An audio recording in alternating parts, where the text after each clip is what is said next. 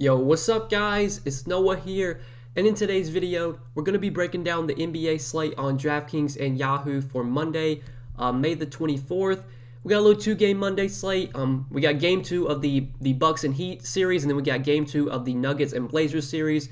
We're going to have pretty short slates the rest of the season. Basically, I think the maximum amount of games we're going to have during the playoffs is like 4. I don't think there's ever going to be more than 4 games on one day. So we're going to have a lot of 2 to 4 game slates basically for the rest of the season. So we just got a little 2-gamer today. As always, guys, we're going to go through each game. We'll talk about these 2 games, just kind of give you my thoughts on this slate, what does stand out to me looking at this slate on Sunday night. So before we get started with the game-by-game breakdown, as always, I would appreciate it if you would click that like button down below, click that subscribe button as well, and also be sure to click the notification bell so that way you do get notified every time I upload. You also do get notified every time I live stream. Now, I haven't streamed in a couple days. Last time I streamed was like 4 or 5 days ago, but I will definitely be back for a stream today. Should be live around 5 to 5:30 Eastern time, sometime around there. So if you guys do want to come and hang out, I'll be live later this afternoon, breaking down the slate once again, answering all your questions as always. So be sure to tune into the live stream Monday afternoon. Hit that like button, hit that subscribe button. Check out my Patreon content as well. Link down below in the description. If you do really enjoy these YouTube videos, you want to see more that I do have to offer, I have stuff available on Patreon you can check out if that interests you. But yeah, guys, let's go ahead and take a look at the first game of the night. We'll start off with the Heat and Bucks. So looking at the Heat here, talking about Miami.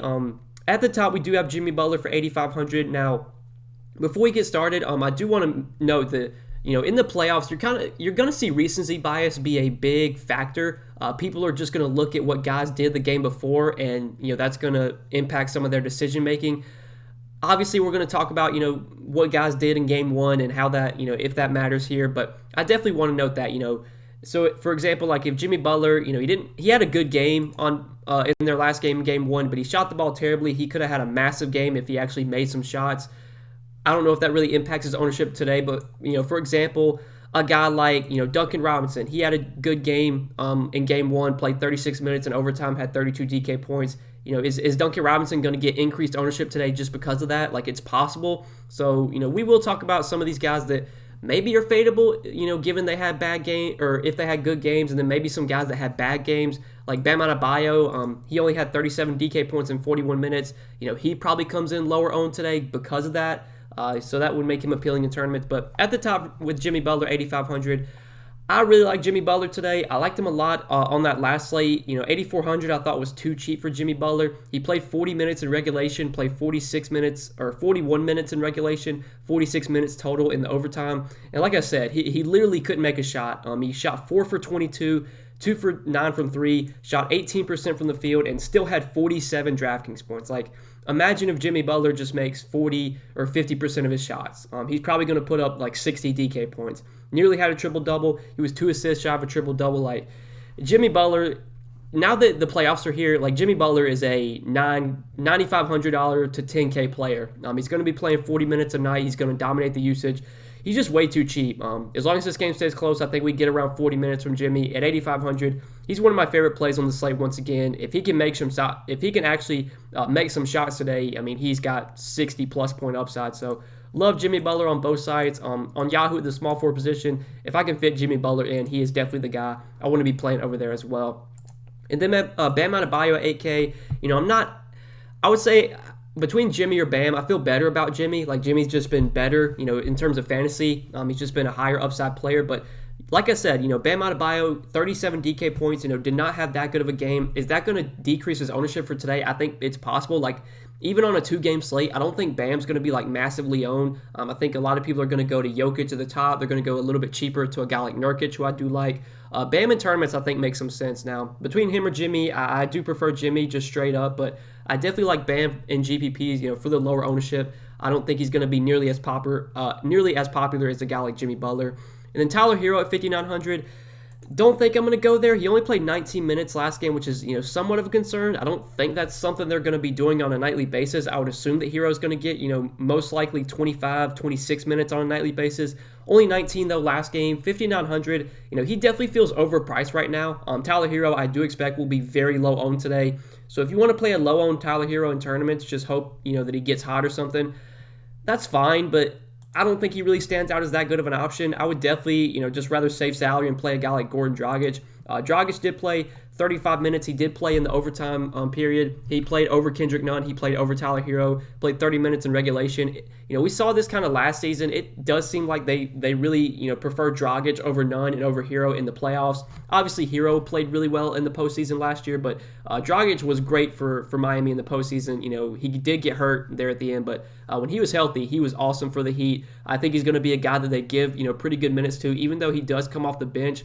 I think we're going to get like 28 to 30 minutes from Dragic on a nightly basis. And at 5K, he does still feel a little bit too cheap. Dragic is a productive player when he's on the floor. He averages around a fantasy point per minute. I do like him a lot at 5K. He's probably my second favorite play from Miami behind Jimmy Butler. He's for sure one of my favorite point guard options. And I do like him a good amount on Yahoo as well, coming in at $18 there. Dragic, Jimmy, I really like from this Miami side. I think Bam is viable in tournaments. Outside of that, though, I don't see too much I like on Miami. Outside of those guys, Trevor Ariza, not a very high upside option, but he did play 38 minutes in overtime, played 33 minutes in regulation. He probably plays 32 to 34 minutes here. He's cheap. He's going to get the minutes. He's an okay value play. He doesn't really have much upside, but you could definitely go to Trevor Ariza. Duncan Robinson, I think I'm going to fade here. I hate playing Duncan Robinson. Anytime I play him, he never does good. Like, when I don't play him, that's when he knocks down 8 threes, and when I do play him, that's when he just can't make a shot. I'm not going to play Duncan Robinson today, which probably means he's going to have another good game. I could see going to him just because value's kind of hard to come by. 4,700, he is somewhat cheap, but this is a super scoring dependent player, a guy that needs to knock down 7, 8 threes to really get you there. Obviously, he was able to do that last game, but can we expect that to happen again? I don't know. So I think I'm most likely going to avoid Duncan Robinson. If I were to play him, I think it would definitely be on Yahoo, just because he's shooting guard over there. Obviously, on Yahoo, you don't have dual position eligibility, so you have to play at least one shooting guard, and your options are basically, CJ McCollum, Tyler Hero, DiVincenzo, Duncan Robinson, Austin Rivers, and then you could maybe play like Monte Morris. So I could see playing Duncan Robinson on Yahoo, just given, you need to play at least one shooting guard. But overall, I think he's going to be a guy I kind of avoid. Kendrick Nunn, in the playoffs, first game in the playoffs, he only played 23 minutes. He was a guy that was consistently getting, 30-plus minutes a night during the regular season, but how are they going to use him in the postseason? As I said earlier, I think they do prefer Dragic over him. I just don't know. I mean, Nunn's a good player, but this is a team that has good, like, they have Hero, they have Nunn, they have Dragic. You can't play all these guys massive minutes. I think Nunn's probably the guy that loses minutes to Dragic, most nights. So if I had to choose one of Dragic or Nunn, I think I would rather go with Dragic, just because I feel like he's a better point per minute player, and his minutes are probably more secure. Could Nunn play 30 minutes a day? He absolutely could, but I feel very confident we get 30 minutes from Dragic, whereas I'm not as confident we get, close to that for Nunn.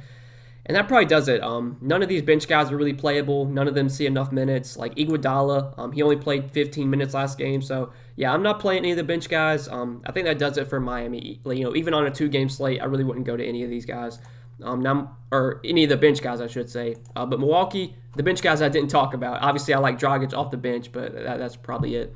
Now, on the Milwaukee side, though, you got Giannis at the top, 10,800. On a 2-game slate, obviously, Giannis is a really good pay-up option. It's hard not to like him.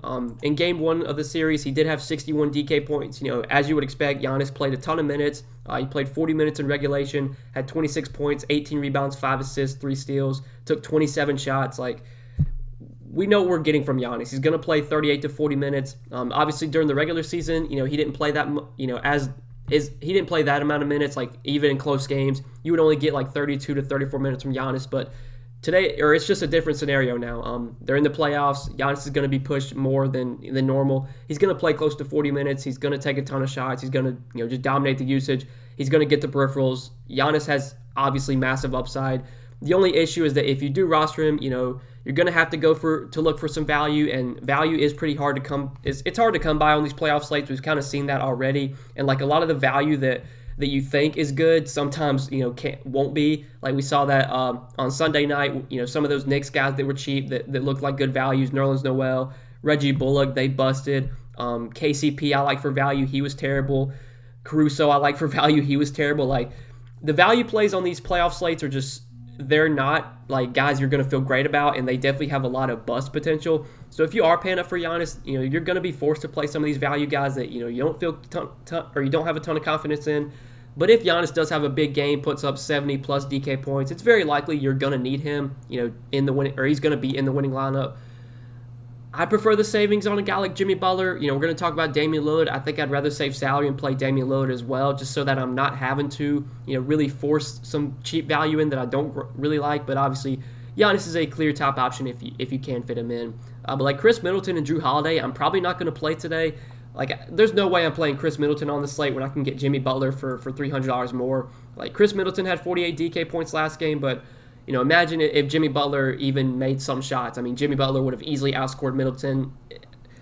Obviously Middleton's going to be a lot lower owned than Butler, which makes him somewhat appealing, but I just feel way better about Jimmy Butler. Drew Holiday I don't really like. There's just other guards I prefer. I just really never play him when Giannis is healthy. Could you go to Drew? It's a 2-game slate. You obviously could, but I think Giannis is the clear top play for Milwaukee.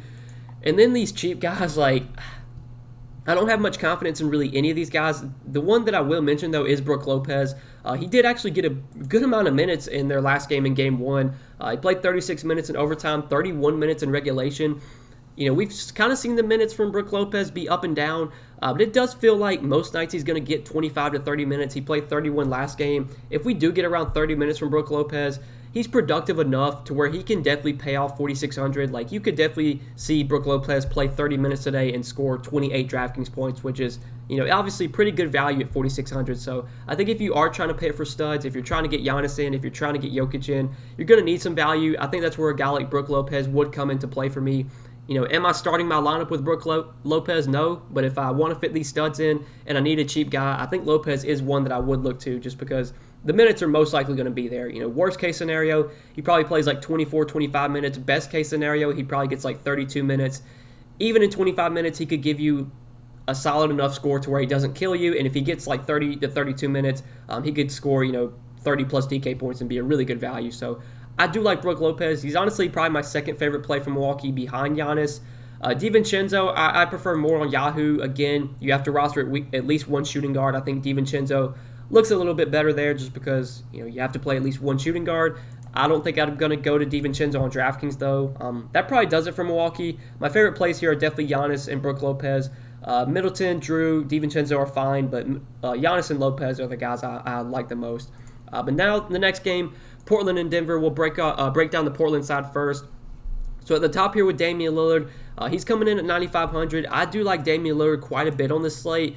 He is one guy I do like paying up for. I think given the savings, I probably prefer him over Giannis and over Jokic, especially because the value, again, it's just hard to come by. When you save salary and go to a guy like Lillard, you're not going to have to force in these value plays you don't really feel good about. You're going to have to play some value, but you're not going to have to play guys like Austin Rivers and Monte Morris, just these value plays you don't really feel confident in. So Damian Lillard at 9,500, I do like quite a bit here. Played 40 minutes last game.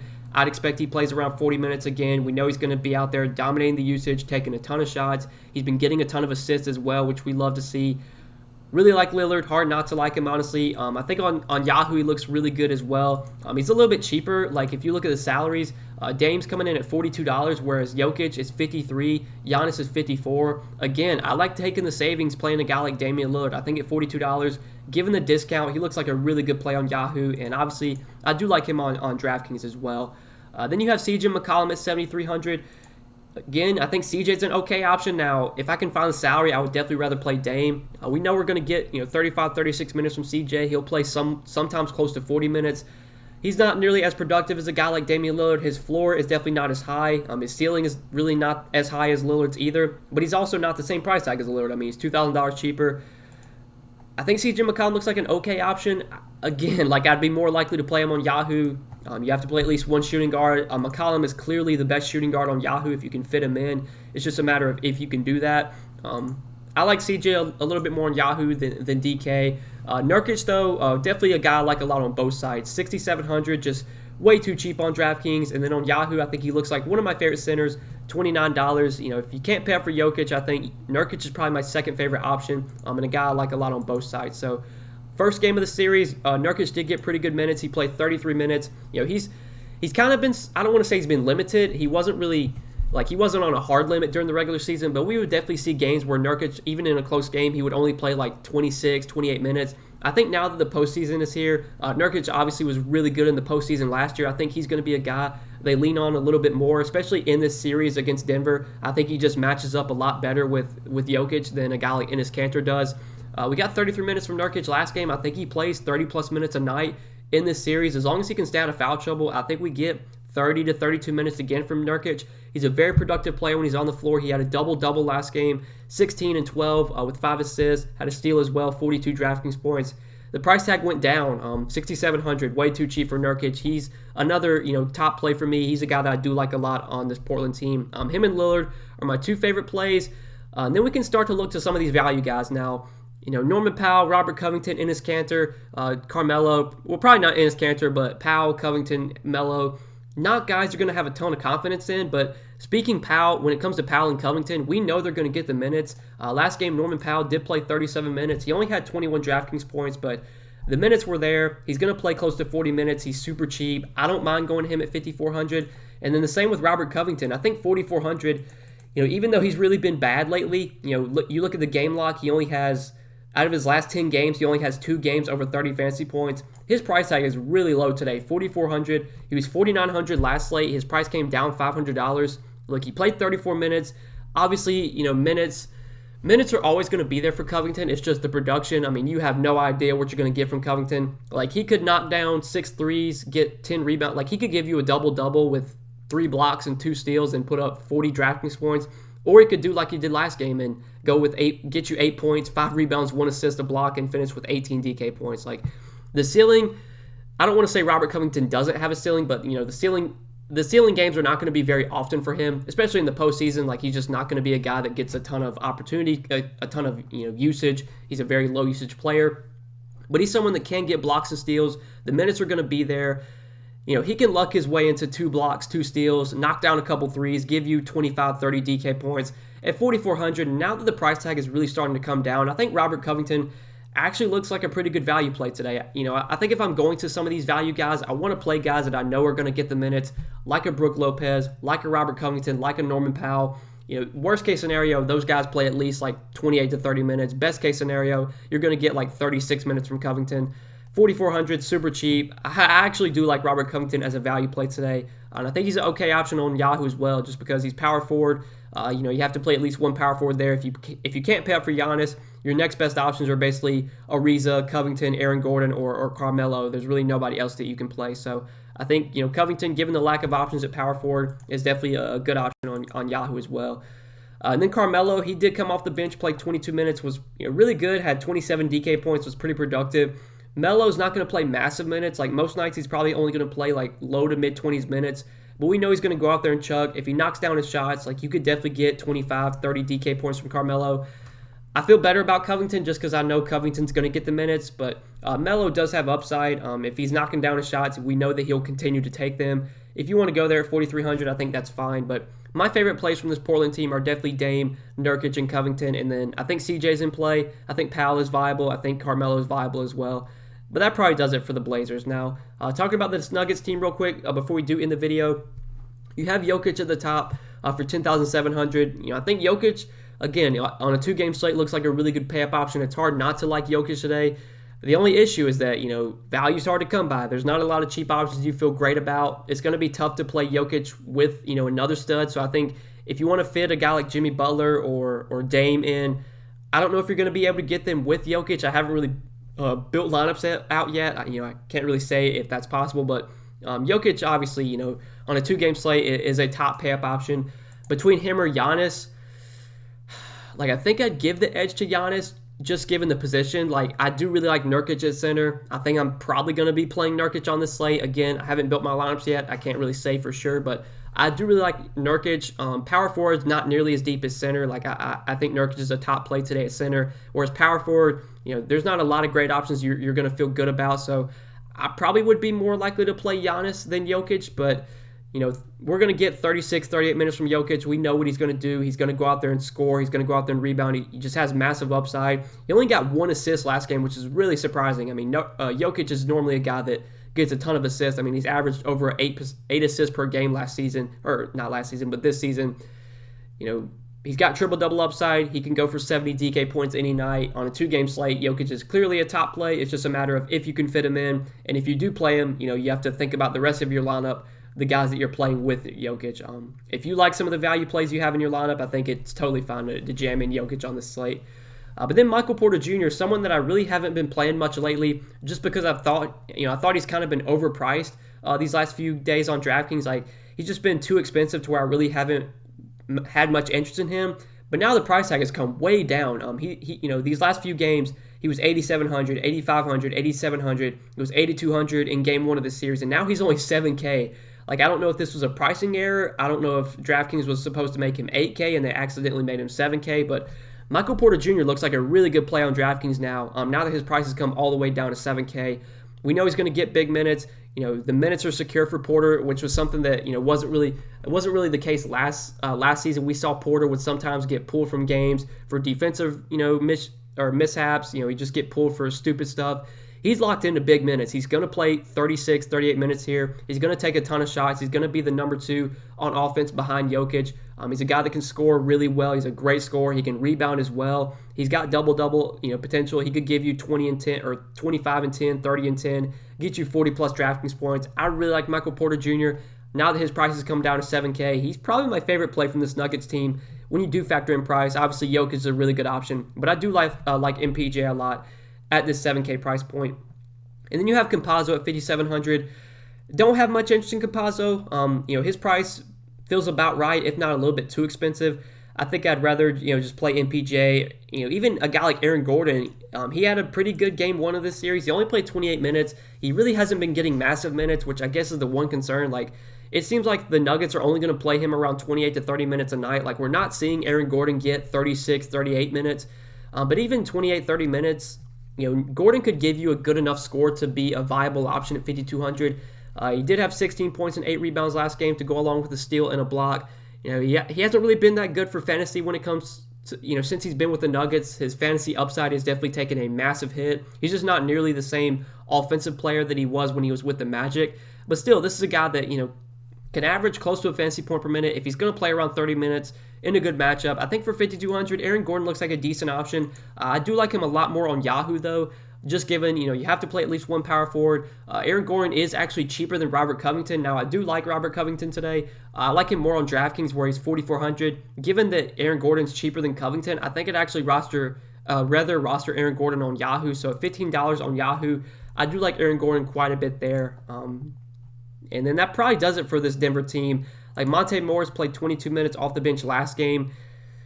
3,900, he's an okay value play, but not a guy I have much confidence in. I probably would rather play Austin Rivers. Rivers, not a very productive player, but he did get 33 minutes. He continues to start with PJ Dozier,